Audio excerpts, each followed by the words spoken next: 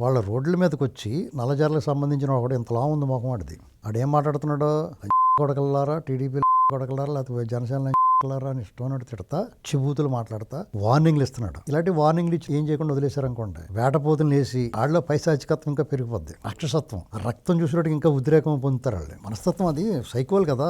వాళ్ళకి మరి సరైన ట్రీట్మెంట్ ఇచ్చి ప్రజలందరిలోనూ మీరేమీ భయపడకండ్రా, ఇలా మాట్లాడితే వీళ్ళు తోలు తీసేస్తాం మేము ఉన్నాం అని పోలీసులు నిరూపించుకోవాల్సిన బాధ్యత ఉంది కదా వాళ్ళకి. అంతే వాళ్ళని ఎర్రగొట్టేసి తీసుకెళ్లి కోర్టుకు హాజరు చేయడానికి నడిపించి తీసుకెళ్లారు ప్రదర్శనగా.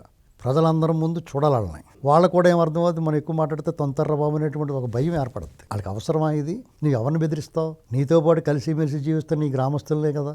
జగన్మోహన్ రెడ్డికి అయినా సంబంధం ఉంది, ఆడు యలహంగలో కూర్చుంటున్నాడు. నీ కోసమైనా దెబ్బలాడుకోడు. ఇప్పుడు చంద్రబాబు నాయుడు గారు వాళ్ళు ప్రతిపక్షంలో ఉన్నాడు, నిత్యం ప్రజల్లో ఉండేవారు. ఎవరికే సంబంధం వచ్చినా తండ్రో కొడుకో ఎవరో ఒకరు వచ్చేవారు, పార్టీ నాయకులు వచ్చేవారు. అసలు వీళ్ళు ఎవరిని అడ్రస్ ఉంటున్నారు? జగన్మోహన్ రెడ్డి ఎప్పుడు స్కూల్ పిల్ల కొడితే ఇంటి పారిపోతామని చెప్తాడు. స్కూల్ పిల్లడు అలాగే వెళ్ళిపోతాడు యలహంక అతను. అటువంటి వాడి కోసం మీరు ఎందుకు ఇలాగా అవుతారు?